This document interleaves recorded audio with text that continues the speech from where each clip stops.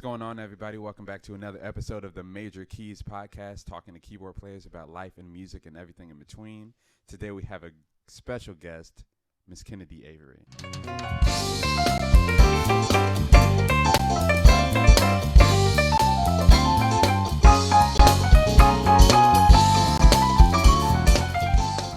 Yo. Clap it up. Studio audience. Woo. Yeah. What goes on? How are you? I'm great. Feeling good. Stuff is picking up because it's getting warmer out. So that feels Is it getting good. warmer? It's not really getting warmer, but there's like a little rut that happens like right after Christmas, and things are kind of just like slow. And I feel like there's some perspective things happening that I'm ready. I'm just ready to because this is like my first year being a full-time musician. Dope. So okay, yeah. I'm just like the full calendar year. I graduated in May, so I caught the second half of the year. And that was crazy, summertime. After like June, July, there's stuff going on all the time. Mm-hmm. Then it got a little slow around November-ish. December it picks up for the holidays. So I'm just trying to see like what Gigmas. gig. Okay, I like that. I didn't make that up. I think Taryn Newborn, she's a singer. I heard her call it Gigmas. I like that. Gigmas, yeah. Get that holiday pay, and then corporate party every week. Someone's holiday party. Bro, yeah. Yeah. It's like that. So this is like my first year that I'm just seeing what it is like year in and out to be a full-time gigging musician. It's been a roller coaster. Nice. It's up and down. But yeah, January is definitely like, you can work on something at home. Yeah, it's like, exactly. It's like, I mean, like every now and then there's something, but January and like half of February-ish is kind of like, well, yeah, and I was warned about right. Read a book. I was warned about this. I remember Justice was telling me about it when I was still in school. Like, hey, it gets kind of slow during the winter time and everything, so just be ready for that. And I'm like, yeah, bro, whatever.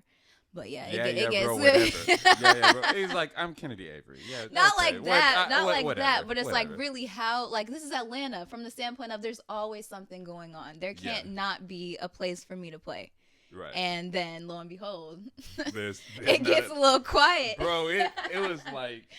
It gets a little quiet. It'd be like January, I'm like, hey, y'all know I still play, right? Right. I'm my number is still the same. I'm available. That's the thing, though. I was actually... I had this thought the other day. It's like, so many people have my phone number now. Yeah. I don't know how I feel about that. Like when you get people's phone numbers for gigs and everything, you referrals and all that. Yeah. And then like you get random numbers, people texting you or calling you, and you're like, who is this? And it just gets so far gone. Like I wonder, are we supposed to have two phones or two numbers, like a WhatsApp? Man, that's an interesting problem to have. I don't have that. People don't just hit your line like. I mean, people do, but usually it's prefaced with, "Hey, I got your number from so and so." Well, that's what I'm saying. Even those people, like, do you think that as musicians, like, we should have a separate line for no? Just like I feel like we already do too much on our phones. I feel like to have another one to take. Maybe not another phone, but like just another number, like domain. Nah. To take business stuff, because I just feel like there's a whole bunch of unsaved numbers in my phone. See, now here's the thing. I'm great with saving people's numbers. Oh, even if I may never talk. Now, mind you, I'll go through my contacts and I was like, I do not know who this person is. Delete. But like, usually when I get their number, I'm like, hey, what's your first and last name? Like, what's your first and last name? So I can save the contact. I'm not good at that. Because I don't like having unsaved numbers. Everybody in my phone is first name, last name. Well, that's good. I need to get on that then. That must be the issue, because like it just feels so disorganized, and it's like, who are these people? I think that's more of a you need to save contacts in your phone save contacts. sort of problem. But also a good idea. I did this like last year, saving musicians' numbers and putting on their company, like what instrument they play. Yeah. Because people be like, oh, do you know any bass players? And I'm like, I can think of two people. But like I looked at how many bass players I know. I know way more than two. Wait, you can players. search? Can you search in the contacts by the company? Exactly. So like, hey, who's like they'll ask me for the like, hey, do you know any, like if I can't play the gig, depending on the type of gig, I'll type in Keyz, and I'll be like, oh, if it's depending on the sort of gig situation is, like I'll send them usually 3 names. The 3 names depends on the gig situation and that sort of vibe. Yeah. So yeah. I didn't know that. So now I'm it helps. It helps a lot, especially like if you're thinking about who to hire for your gig. It's like I mean, like we all have our go-to people, right? But if it ends up going past your go-to people, like who do I actually know? Who do you actually know? Who do I actually know? Like, and you drawing a blank. Yeah, that's true. That happens to me a lot, especially for like rhythm section. Rhythm section is usually pretty easy, but like the horn players always seem to escape me. Yeah, a lot of the times, like people look for like I just need a lead. I'm like, okay, well I know like 2 saxophone players. Yeah, but really I don't. Like I do actually know. A few, but you just on the spot, like you don't think of those people, and then it's like, dang, what have I been doing? right. But I totally get that. Yeah. So Kennedy, how did you get started in music? Like, or how did you get started playing? Was it like a musical family sort of situation? Was it just like so give me that rundown. Give me that rundown. So well, let me just start this by saying that nobody in my immediate family has a musical bone hair follicle on their body, right? None whatsoever, like 0. So it's always just so funny when people ask about that, or when I get to meet people like the Michaels that have just like generations of people in their family that are just like dope musicians, the Davises, Phil and Xavier.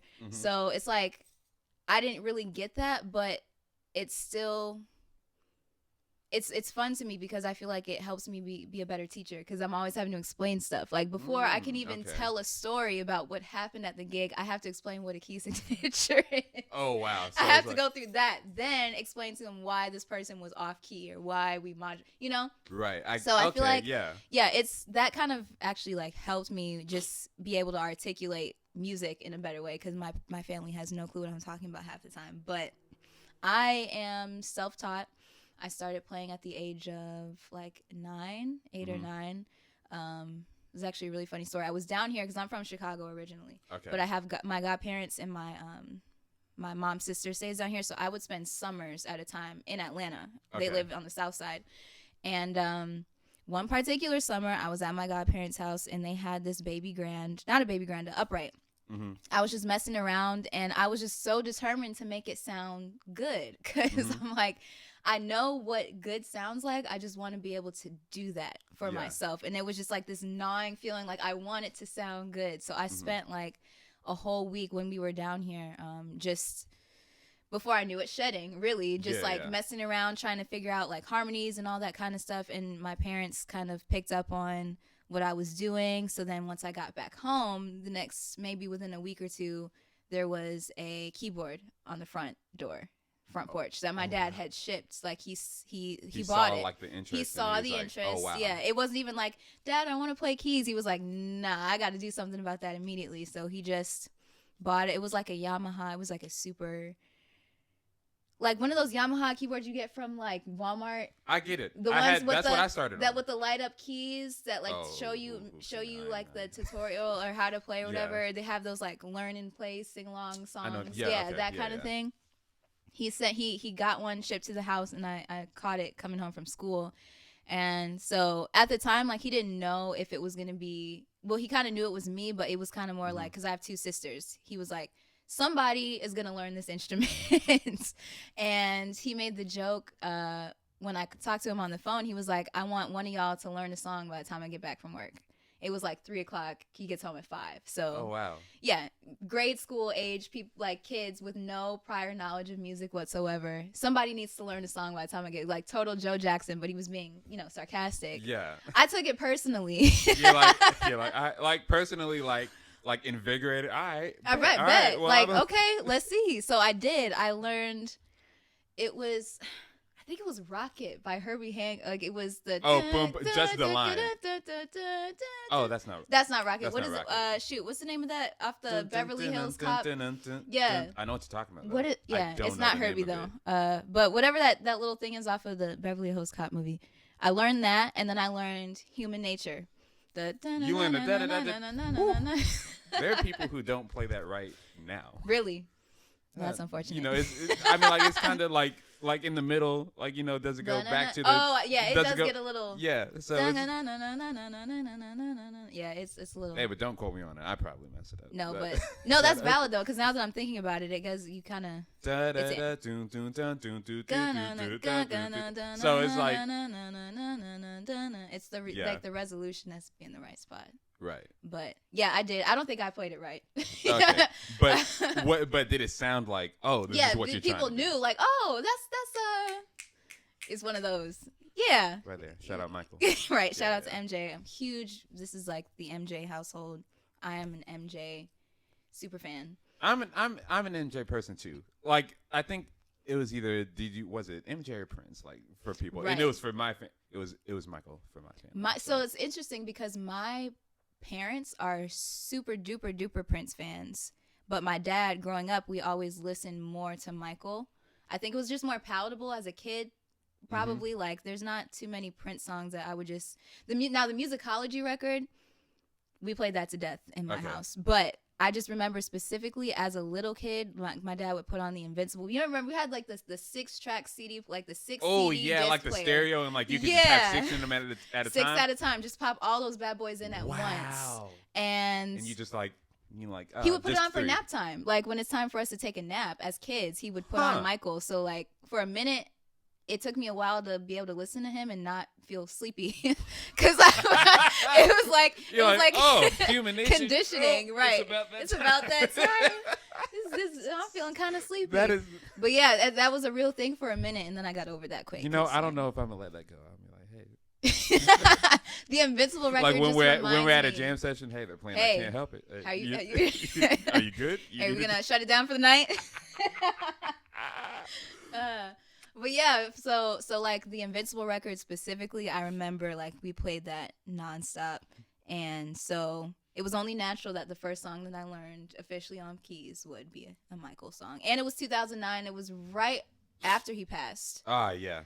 So yeah, so he passed that summer, and this was probably like June or I'm sorry, like August, September, beginning of the school year. So I was all on a Michael kick because weren't we all? We were mourning. We were mourning.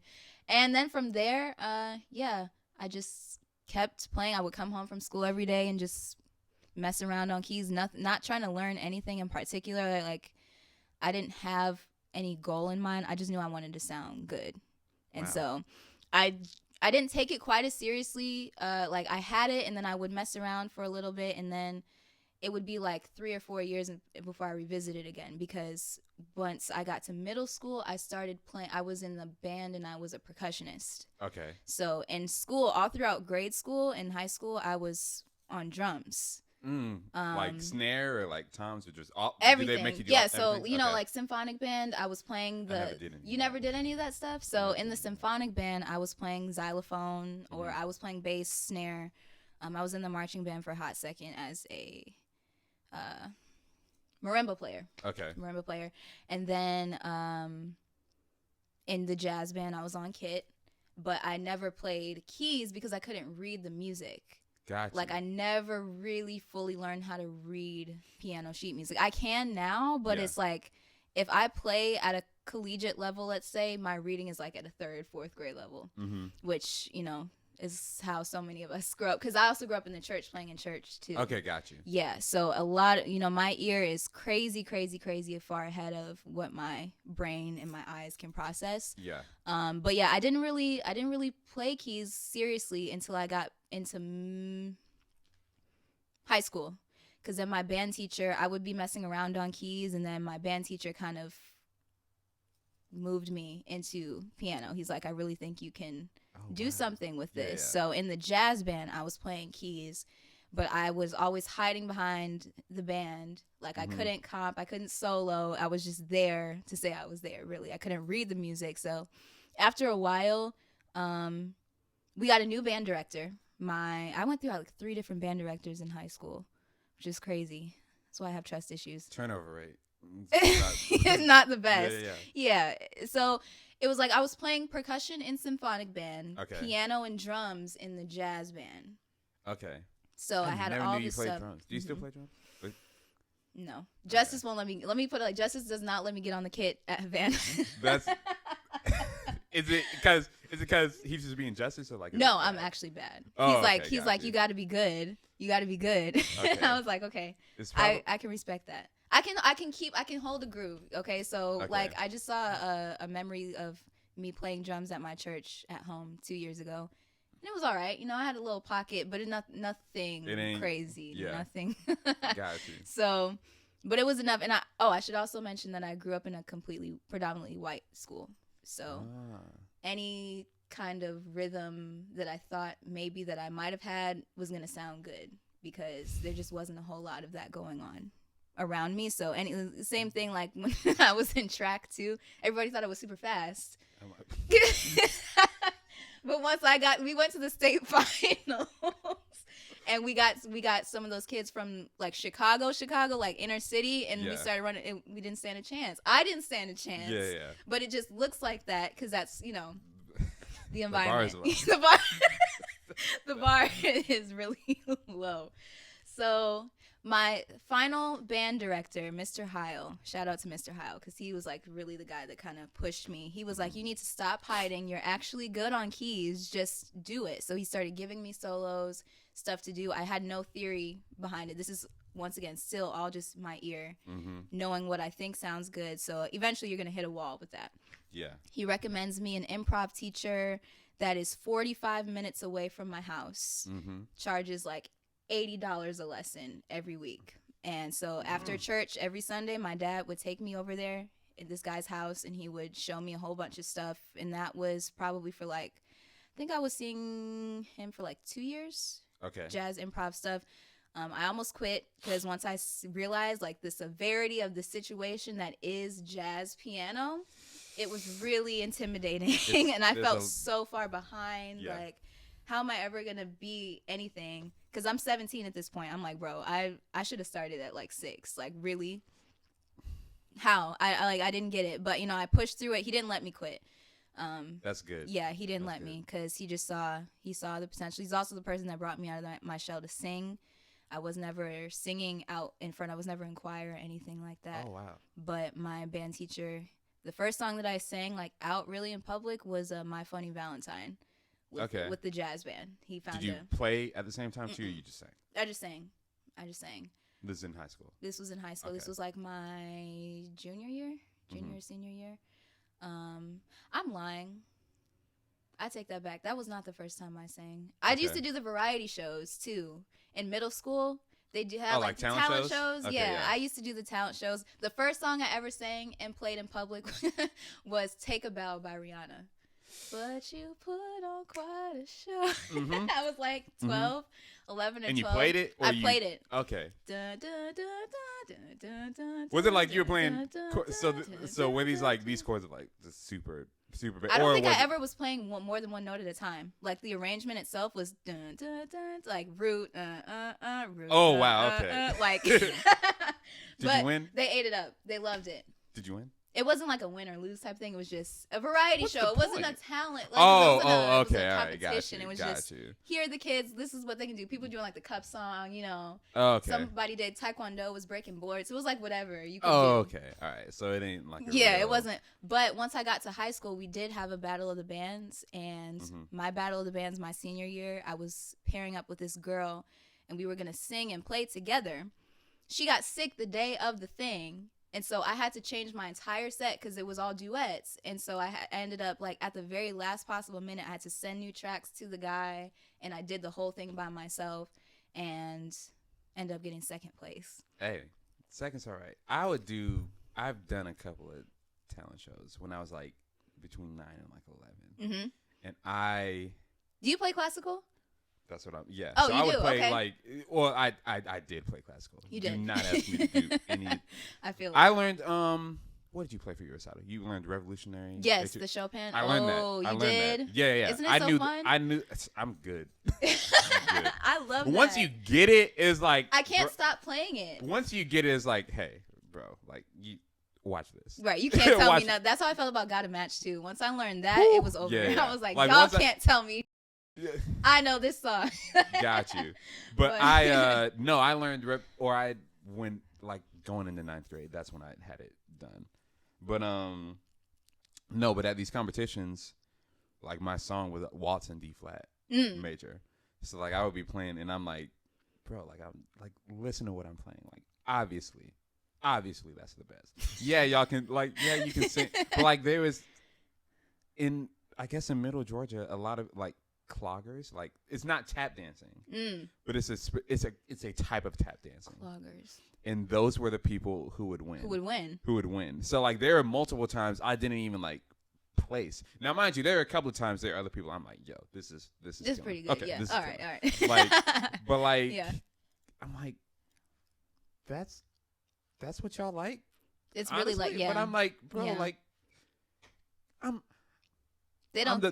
In my mind. I'm like, bro. I'm like the fast. Like I'm playing so fast. I'm 10 years old. Like, yeah. Yo, like, come on, bro. You gotta give me some. Now, but the clogs, bro. Like you can't deny. So I guess so. But there was one.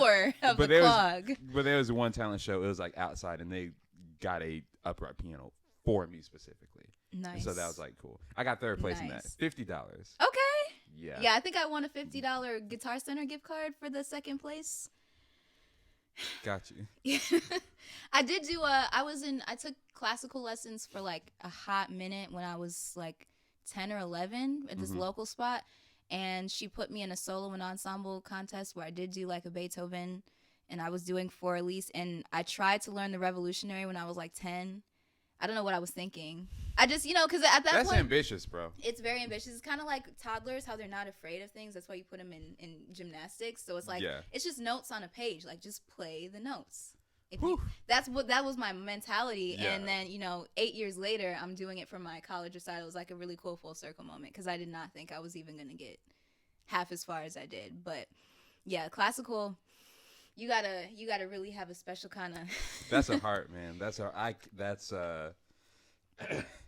Y'all got it. Yeah. Y'all got it. Because when I was in school, because I didn't do classical music in school. Like okay. I was a jazz performance major. Got and you. I'm like, yeah. Once I was done playing classical, I'm like, I'm good. Now there are a couple of times. Let me see if I still got it. Let me see. Yeah.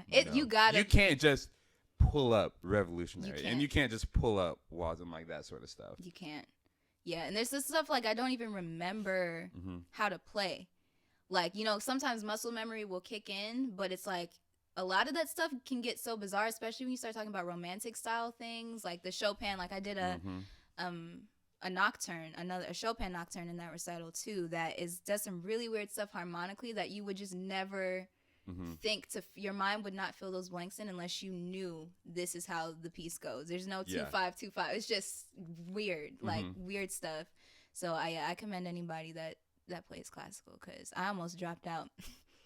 Yeah, I almost dropped out. Okay, so we're here. So now we're here. Well, we're not here, but not yet. We're at. Yeah. So wait. We're not here today. We're all right. So high school, you're playing. High school. Okay, so I'm playing keys, and I'm playing piano and drums the first half of high school in jazz band, and I'm still a percussionist in the symphonic band.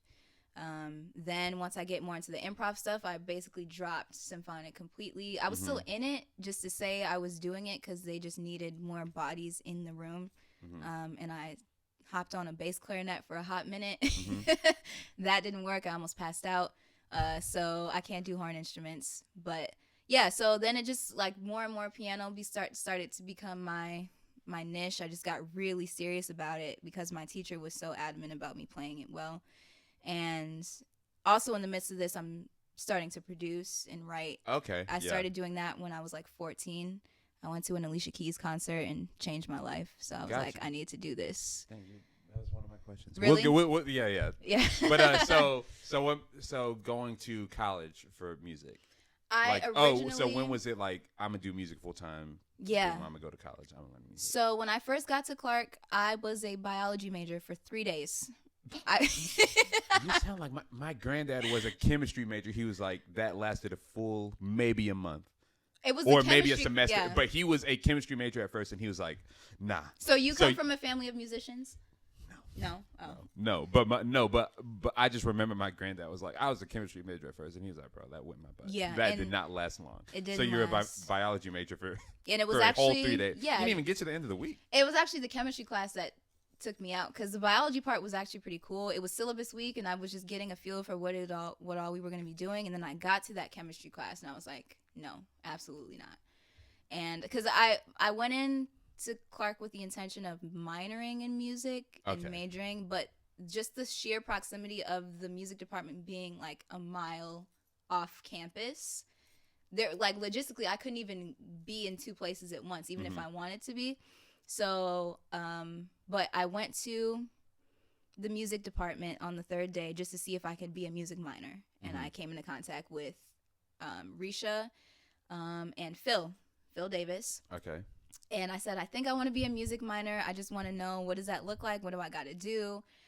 He was like, okay, so what instrument do you play? I said, I play keys. He was like, all right, so play something right now. I was not prepared to do that, because I was just looking for some answers, some info, like, something I can sign, what? He was like, no, you should play something right now. He put me on the spot. And so I did. I played Anytime, Any Place by Janet Jackson. And he was like, Poetic Justice by Kendrick, for people who don't know the song. Oh man, are we at that point now? Who people knows? Don't know. I'm Anytime, just like, Any Place? in case I knew Poetic Justice first. I didn't really grow up on. It was Michael Jackson. Not I Janet, understand. not Jermaine. Michael Jackson. You said not Jermaine. not Tito. Jermaine has 2 self-titled albums. Really? Yes. That's hilarious. He has 2 albums. They either call it Jermaine or like Jermaine Jackson. But there's 2 of them. But like they're 10 years apart. That's hilarious. Well, actually, I think Janet does too. She's got Janet Jackson. That was like her debut record, and then she did Janet that has Anytime, Any Place on it. Really? So she did the same thing. Yeah. But for me, it was like Michael. I grew up on Michael, and then my dad has my dad's not a musician, but he's a huge music junkie. So think of a wall. That's my dad. Like this length or so. Yeah. 5 or 6 shelves, all filled with CDs, probably over 1,000. Your dad and CDs. I will get along. And they're all in alphabetical order. Then on this wall, it's the same situation, but DVDs. Wow. So he's like just a media guy. But anyway, I played Anytime, Any Place for Phil. He sits down. He's like showing me reharms immediately. Like, he didn't tell me I was good. He was just like, you could do it like this. And it sounded so good. I never heard anything like that in my life, because it's Phil Davis. And we get finished, and he's like, I think there's no reason why you shouldn't be a music major. Like, you need to change your major. And he was very stern about it. He was like, listen, change it now. And that was it. So I was like, well, this guy has a Grammy. Yeah. I guess I'm a music major now. So I changed my major, and then the rest is history. So initially I went in with a double concentration in jazz studies and commercial composition, which is production. Ended up not really caring for the jazz program, so then I switched to piano studies, which is classical. And so then that's how I ended up doing that. Still kind of doing, so I stopped doing jazz for a little minute because I was just focusing on the classical thing. And then once I was old enough to like get out and get around the scene, then I started getting back into jazz just on my own. But I never really went back to learning. Like, I never had a teacher after that. So now we're here. Wow. Yeah. And there we go. And that's my life. Well, wait. I should mention that I played guitar for a little bit. That was my first instrument when I was like 6. I had a little first stack guitar. Okay. And ever since, I've always kept a guitar, thinking I'm gonna learn, and never do because it just hurts. I thought that I wanted to learn guitar first. Yeah. But my dad put me in. He was like, "No, you're gonna learn piano first." And so I was put into piano lessons. He was a smart man. Yeah. I would have to agree. I think everybody should learn piano to a certain degree. Like, I feel like if you're gonna do music. If you're gonna do music, if you're gonna be a musician, you need to have a working knowledge of the piano. It definitely helps because you can tell the difference, like, of doing gigs with people that have some sort of training besides, oh, I'm just good at singing. You can definitely tell. And one is better than the other. Yeah. But one's not necessarily bad. The other one isn't necessarily bad. But it's just like, oh, okay, like, like, your keys of songs, oh, okay, no, drop it down a whole step. Like, even if you don't know the key, I was like, hey, drop it down a whole step. I can work with that. You know it. you can just communicate a little bit better. Right. But yeah, he put me in piano lessons, and I was like, okay. But I was 5 years old. 5. And so I was just kind of doing it. I didn't necessarily like it or not like it, but there was a point in time that my piano teacher almost like let me go because I wasn't getting it. Dang. So I think it was, the story is like after a lesson or something one day, he goes up to my mom. He's like, hey, you need to just save your money. Just wow. But I don't know what kept them to keep me in it, because this wasn't like I want to play piano. I just looked up one day and I was like in piano. Yeah. And it's like, well, you have to practice, at least 15, 20, something. Like, yeah, you gotta, something. you got to practice it. And like they would tell me to practice, and so I would do that. And so, yeah. So that's how that happened. Wow. So I might have. That's a really good like underdog story. I really like that. Because I was kind of the same way. My piano teacher, my professor in college, he was getting ready to tell me to change my major. Oh, wow. So from classical, he was like, you don't need this class. Like, this is not what you want to do. You just should go ahead and hang it up. Wow. And, me, that was just all the more reason why I needed to do it. Because what do you mean? Like, what you're telling me? You're very much like, I'm going to prove you wrong. Yeah, I had to. And even Have after. you talked to him since then? No, but what's funny is that he retired right before my senior year.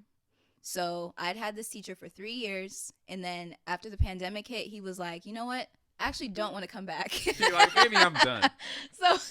So he quit. Mm-hmm. And that left me high and dry because I'm already working on my senior recital stuff at this point. Yeah. And it's like, this is the crunch time, where I really need your guidance to get me through and make this sound as good as possible. Because up until that point, I'm learning music and we're doing stuff, but it's like, all right, this is it now. And mind you, you're doing that and your commercial music stuff at the same time. At the same time. And it was rough. And this is a double recital. Yes. Which was dope because I was there. It was so much fun. It was a dope show. It was so fun. Yeah. I got to go back and watch it. I haven't watched it yet. Like, not since I did the edits and everything. Like May? Yeah, April. Oh, yeah. End of April. It's almost been a year, which is so crazy. April? Yeah, April 22nd. Goodness. Time flies, man. Whether you're having fun or not. Whether, you know what I'm saying? Like, I just looked up and like, man, I'm almost a year post-grad. I still feel like a college kid. Like, I don't feel like an adult. I'm not adulting. Yeah. Like, what is that? I'm going to be 23 on Sunday, and I just feel like I'm still like 13. That's crazy. It's crazy. But yeah, he was the guy that was like, you know what, I don't think this is right for you. You're jazz. Like, I was playing the classical music. I was approaching it like a jazz player, like a gospel player, because that's my blood. And I think he was just tired of my. I was like, can you just lighten up? Like, you're playing everything so hard and so percussive, and it's not like that. Like, that's so just interesting. When I got my new teacher, Dr. Who, my senior year, and shout out to him because he really got me to the end, and he just got thrown into that. That's not easy. But when I first met him and we started doing my lessons, he spent an entire lesson for me explaining how I'm supposed to touch a key. He was like, don't use this part of your thumb. Use you gotta this curl. You gotta curve it. That's a thing. The touching thing. You gotta sit at the edge of the bench, bro. It's a whole. It's a whole and thing. I'm self-taught, so I don't have any technique. When I get to school, like, my teachers hate me because I have none of the technique I'm supposed to have. The execution is just so terrible, but it sounds good. That's all I know. Yeah. It just sounds good. And so I spent the whole first year and a half just basically relearning everything that I had taught myself, which was all wrong about technique. That's interesting. But yeah. But yeah, I get the whole, you're playing it right, but you're not playing, like, when I would, like, Tyrone would be like, Tyrone Jackson, my instructor from Kennesaw State, for people who don't know. Yeah. Like, you sound good. You're playing too gospel-y. You're too, this isn't gospel, this isn't R&B.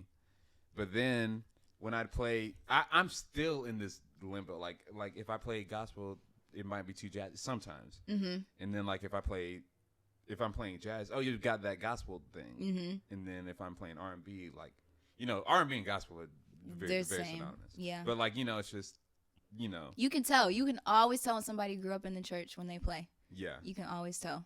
But I didn't grow up playing in church. I took lessons from my music. Oh. So like my main piano. I've had 4 piano teachers. Okay. Like 4 people that I still call mentors and like that I still call my teachers. Okay.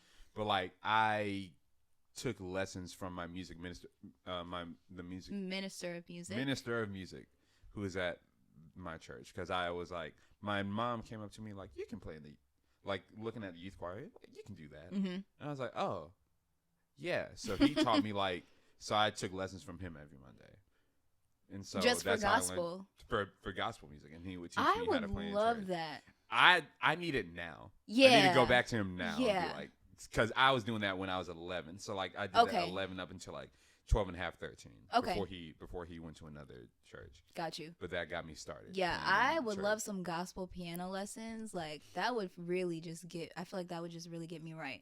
Because I feel like if you can play gospel, you pretty much are not classical. I put in its own category, but if you can play gospel effectively, then you probably be straight for every other genre. I feel that way, but I feel that about jazz. About jazz too. I was like, if you can navigate jazz, I think navigating everything else is not. You're right. Not. I feel like you can navigate everything else is not as difficult. You're right. Yeah, I would put jazz then gospel, because gospel you don't need as much of the. Well, I still think you need dexterity, because some of that stuff gets fast, like that the shouts, the lines, and dun, dun, dun, dun, like all that stuff. Yeah, but. Either way, like they're both like extremely respectable. I just feel like classical, you put that over here, and it's really like I don't know a lot of people that play classical really, really well and jazz really well. It's usually one or the other. Yeah, it's like, oh yeah, you can do a little bit of jazz, but your classical chops are good, and then vice versa. Exactly. I get exactly. That. And I felt like I was determined in school that I was going to be that person, but you really don't know how much time that takes. Right. Like I had no social life in school, so even trying to get after it and not get it's like we all have the same 24 hours in a day, and I just wonder like how is it that there's those people that just like y'all got an extra hour in the day to like do this to shed like I don't understand. Yeah. Because it's like there's gonna be a cap. I feel like with time, just sheer time. You have to eat. You have to go to sleep. You gotta live life. Yeah. Exactly. Because say like you're doing all this time practicing, but like you don't know anybody else. You don't know anyone. It's just a whole. It's balance and time is never gonna be perfected, and no one's ever gonna get it right. And it's not a one size fits all. Right. Sort of situation. Right. Either. So I feel like you going out and living life influences your playing. If you spend all day in the practice room, you might sound good just like on paper, but you don't have any soul. You know, there's no personality. No feeling. Yeah. That's something that Phil told me the other day. He was like, you've never been through anything, which is why when you play, like if you were to play blues, I would know that you haven't been through anything, because you have to have those experiences to inform your playing, which I think is like 100% real. Yeah. So. Gotcha. Yeah, that's my spiel, I guess, in a nutshell. Cool. Well, that was a good episode. I'm just no. There's so, I was like, oh, thanks for having me. So Alicia Keyz, was that your first concert? Yes. Oh my God.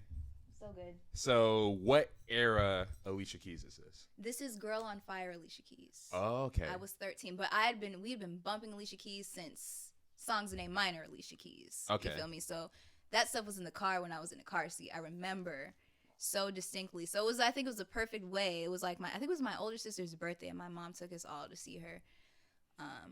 And it was just so freaking good. Like she's so talented. And I was like, you know what? And I was already playing at that point because like I said, I was 13. So I was getting into middle school, feeling a little bit more confident about my ability and playing and all that.